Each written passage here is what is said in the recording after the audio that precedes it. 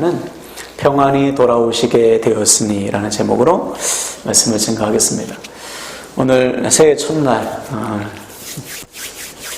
양력설이죠. 또 수요 예배예요 오늘. 그래서 많은 분들이 못 오신 것 같은데 그래도 오늘 이 예배 동참하신 저와 여러분에게 큰 은혜가 임하길 바랍니다.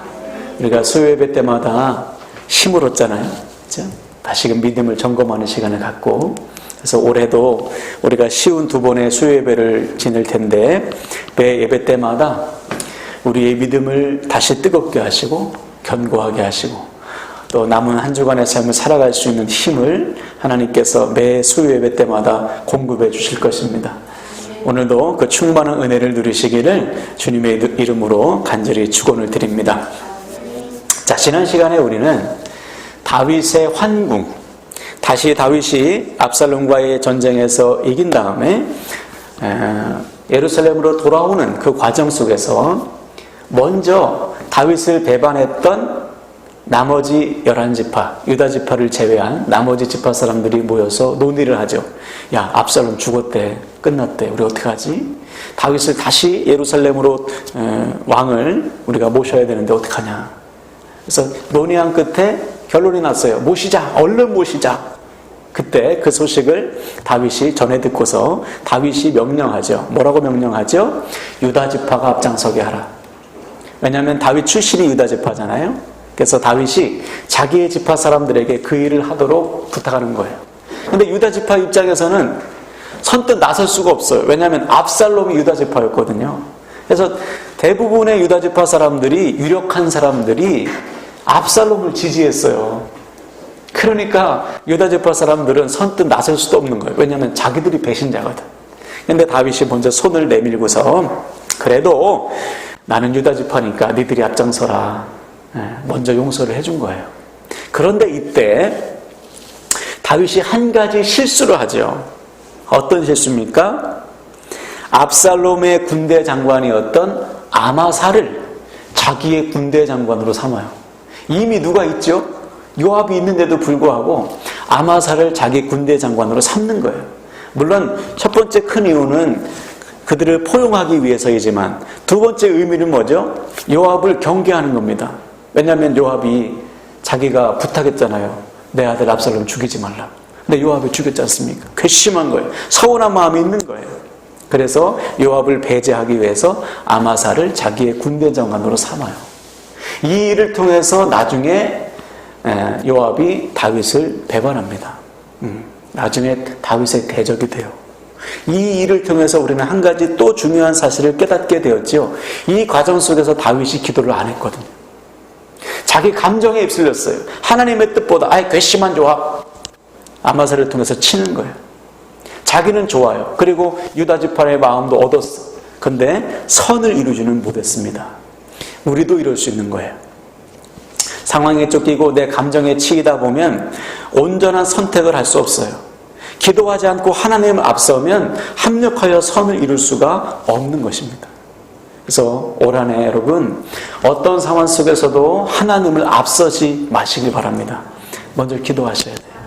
하나님의 뜻을 구하셔야 돼요. 그러니까 사도 바울이 우리에게 이미 답을 줬어요. 로마서 12장 2절 보면 하나님의 선하시고 기뻐하시고 온전하신 뜻이 무엇인지 분별하도록 하라 그랬어요.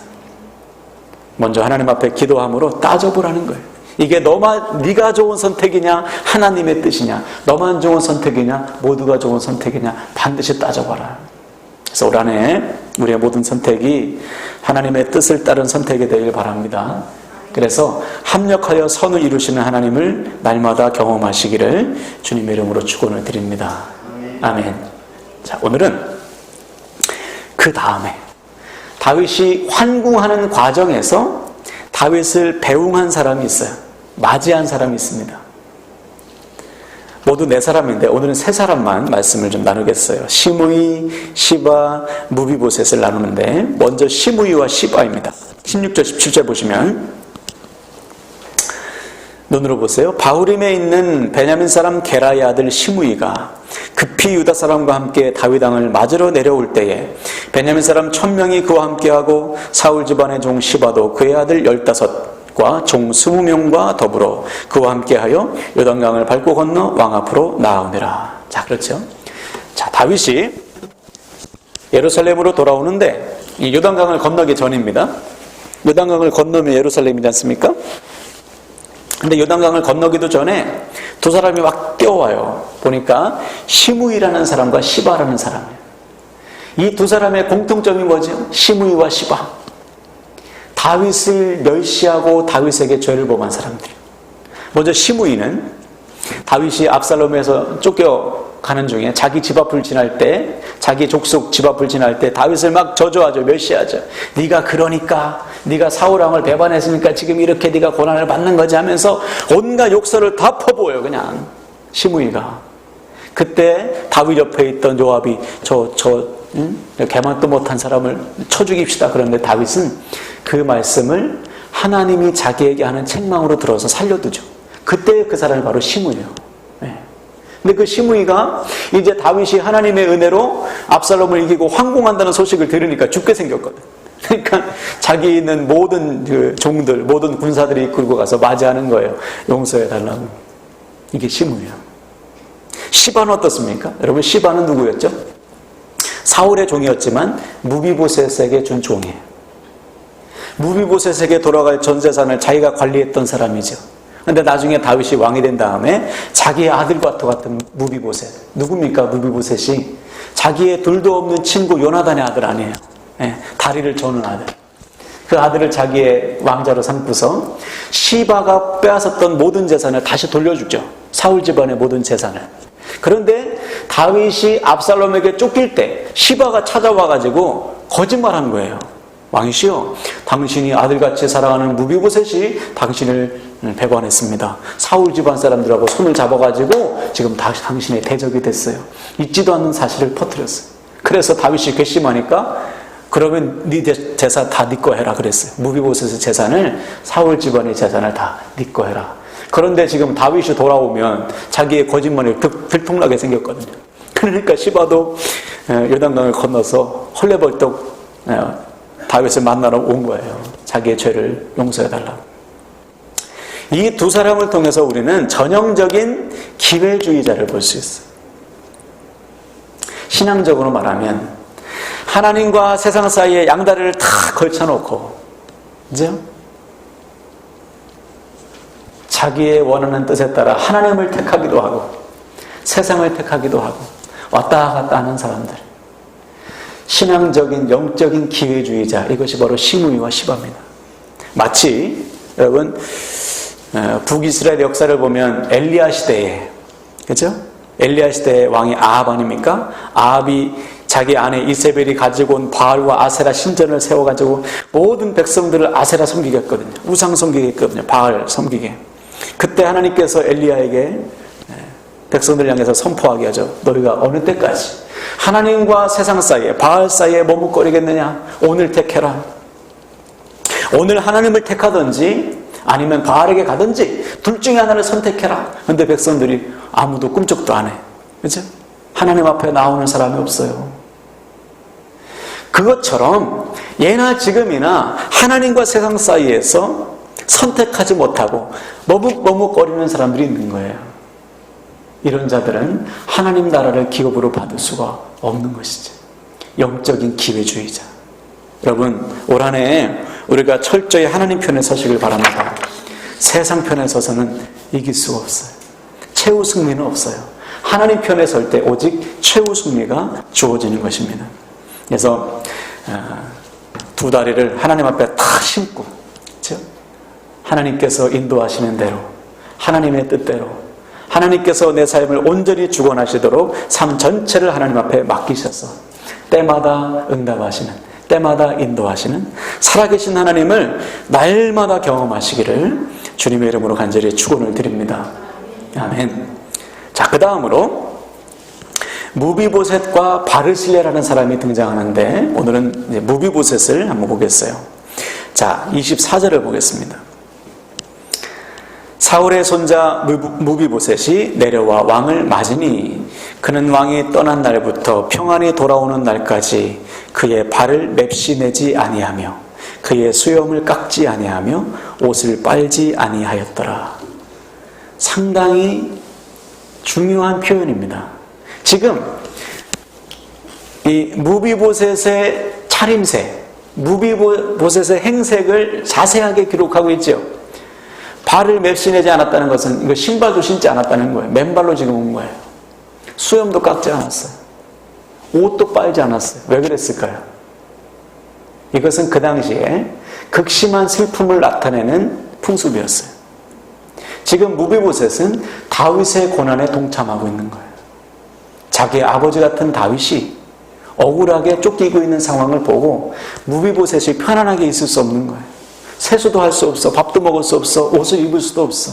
날마다 슬픔 가운데 있었다는 거예요. 다윗의 고난에 동참하고 있는 무비보셋을 볼 수 있는 거예요. 그제서야 다윗이 오해를 풀죠. 너 왜 나 도망갈 때 왜 함께하지 않았냐? 아버지 왕이시여, 제가 가려고 했는데 제가 다리를 절잖아요. 그런데 제 종이 미리 왕에게 가서 저를 모함해 제가 못 쫓아갔어요. 지금까지 왕을 기다렸어요. 그래, 그렇구나. 너 그러면 내가 잘못했다. 시바에게 주었던 재산 반 나눠서 너 가져라. 그때 무비보셋이 뭐라고 했죠? 아버지가 돌아오는 것만으로 저는 좋아요. 시바에게 다 주세요. 괜찮아요. 다윗이 돌아온 것만으로 기쁜 거예요. 이 모습을 통해서 우리는 그리스도에 동참하는 진짜 그리스도인을 볼 수 있는 거예요. 지금 무비보셋은 다윗을 너무나 사랑해서 다윗에게 받은 은혜가 너무나 커서 다윗의 고난에 동참하는 거예요. 누가 시켜서 하는 게 아니에요. 너무 사랑해서. 저희 어머니께서 제가 군에 있을 때 그랬다잖아요. 아들은 군복 입고 더운데 당신은 시원한 반팔 입을 수 없어가지고 그 더운 여름에 긴팔 입고 다니셨다는 거 아니에요. 네. 누가 시켜서 하겠어요?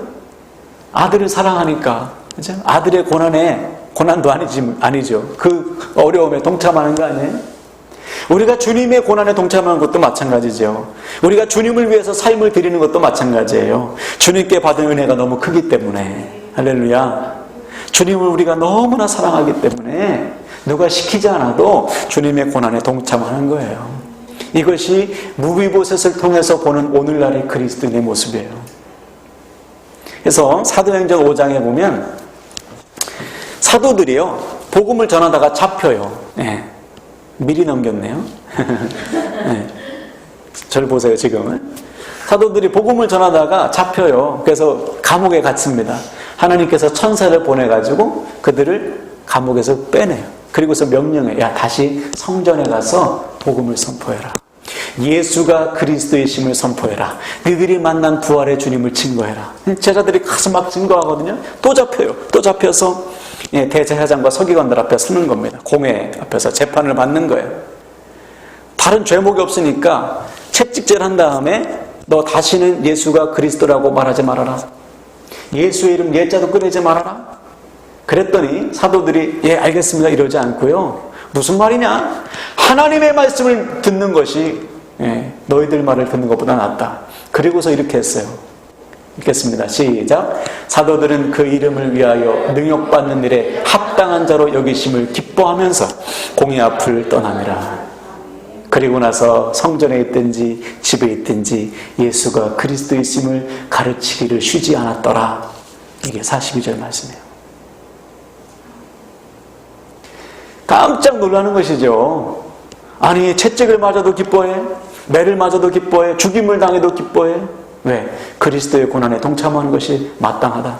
받은 은혜가 너무 커서, 이미 받은 사랑이 너무나 크기 때문에 주님을 위해서 사는 삶을 그 자체가 기쁘다. 여러분, 이것이 우리의 삶이 되어야 될 줄 믿습니다. 기쁨에 동참하는, 기쁘게 동참하는 주님의 고난에. 이미 주님께서 나를 위해서 모든 것을 내어주셨기 때문에 그 은혜, 그 사랑을 아는 자라면, 깨달은 자라면 기꺼이 주님의 고난에 동참하게 되는 거예요. 그래서 무비보셋은요, 이 일을 통해서 다윗이 끝까지 책임져요. 끝까지. 사울 집안을 다 처단합니다, 나중에는. 그런데 무비보셋만큼은 살렸다. 하나님도 마찬가지. 여러분, 현재의 고난은 장차 우리에게 주어질 영광과 비교할 수 없어요. 아멘이십니까? 사도 바울이 고백했습니다. 여러분, 고난은 고난으로 끝나지 않고 반드시 영광으로 나타난다. 우리가 주님을 위해서 힘쓰고 주님을 위해서 희생하고 주님을 위해서 눈물과 땀을 흘리면 그것은 반드시 영광으로 나타나요. 올 한해 그것을 체험하시기 바랍니다. 그래서 우리도 오늘 무비보셋이 다윗을 위해서 기꺼이 고난에 동참하듯이 올 한해 우리의 모든 삶이 주님의 고난을 위해서, 주님을 위해서 기꺼이 동참해서 주님께서 주시는 위로를 누리고 주님께서 주시는 승리를 누리고 주님께서 주시는 기쁨을 누리게 되시기를 주님의 이름으로 축원을 드립니다. 할렐루야. 자, 오늘 말씀을 마무리하는데요, 오늘 말씀을 통해서 우리는 다시 한번 결단해야 돼요. 시므이와 시바처럼 세상과 하나님 사이에서 머뭇거리는 삶은 이제 청산하고 이제 그것은 뒤로 하고 오늘부터는 무비보셋처럼 우리도 나를 사랑하시는 하나님을 위해서, 나를 위해서 자기의 생명까지 내어주신 주님을 위해서 기꺼이 우리 삶을 드리시길 바랍니다. 그래서 주님을 위한 고난이라면 우리도 저 제자들처럼 기쁘게 동참하시길, 그래서 쓰임 받으시기를 주님의 이름으로 간절히 축원을 드립니다. 아멘, 아멘.